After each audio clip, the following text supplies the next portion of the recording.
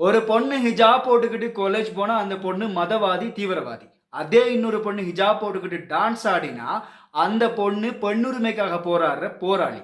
சங்கீஸ், என்னையா உங்க நியாயம்? அதுலயும் சுதந்திர போராட்ட தியாகி வேலு நாச்சியார் அளவுக்கு டான்ஸ் ஆடுற பொண்ணுங்கள கொண்டு வைக்கிறீங்க பாருங்க. அங்க நிக்கிறீங்க நீங்க.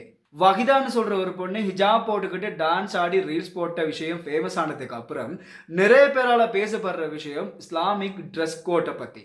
அதுலயும் இந்த பொண்ணுங்க போடுற அபாய வச்சு இஸ்லாம் பெண்களை அடக்குது, அடக்குமுறையான மார்க்கம், சுதந்திரம் இல்லாத மார்க்கம் அப்படி இப்படின்னு சொல்லி வாய்க்கு வந்த மாதிரி நிறைய பேர் பேசிக்கிட்டு இருக்கிறாங்க.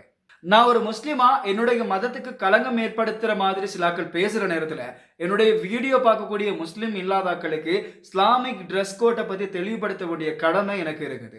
இஸ்லாமிக் ட்ரெஸ் கோடுங்கிறது பொண்ணுங்களா இருந்தாலும் சரி, பசங்களா இருந்தாலும் சரி, அவங்களோட உடலமைப்புக்கு ஏற்ற மாதிரி வித்தியாசப்படுமே தவிர எல்லாருக்கும் இருக்கிற பொதுவான ரூல்ஸ் என்ன அப்படின்னு சொன்னா, மறைக்க வேண்டிய அவயவங்களை கட்டாயம் மறைக்கிறதோட இறுக்கமான ஆடைகளை அணியக்கூடாது. அதே நேரத்துல ஆடம்பரமான ஆடைகளையும் அணியக்கூடாதுங்கிறது மட்டும்தான். மற்றபடி இந்த உடுப்பு தான் கட்டாயம் போடணும்னு இஸ்லாத்துல எங்கேயுமே கட்டாயப்படுத்தல.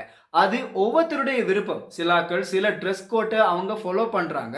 ஒவ்வொருத்தருடைய விருப்பம் தானே தவிர யாரும் யாரையுமே கட்டுப்படுத்த முடியாது. இப்ப பெண்களை பத்தி அதிகமா பேசப்படுறதால பெண்களுடைய விஷயத்துக்கு வந்தோம்னா அவங்களுக்கு கை கால் முகத்தை தவிர மற்ற எல்லாத்தையும் தன்னுடைய கணவன் இல்லாத மத்தாக்களுக்கு முன்னால மறைக்கணும்னு சொல்லிதான் இஸ்லாம் சொல்லி கொடுத்திருக்குது. ஆனா சிலாக்கள் கேட்கலாம், அப்ப முகத்தை மூடுறாங்க, கையை மூடுறாங்க, காலை மூடுறாங்கன்னு சொல்லி. அது அவங்களுடைய விருப்பம்.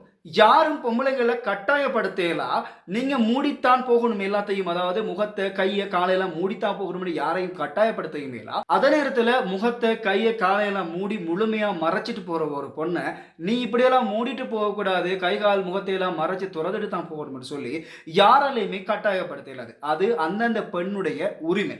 அவங்களுக்கு என்ன விருப்பமோ அதை அவங்க உடுத்துக் கொள்வாங்க தவிர யாரும் இந்த விஷயத்துல யாரையுமே கட்டுப்படுத்தலாம்.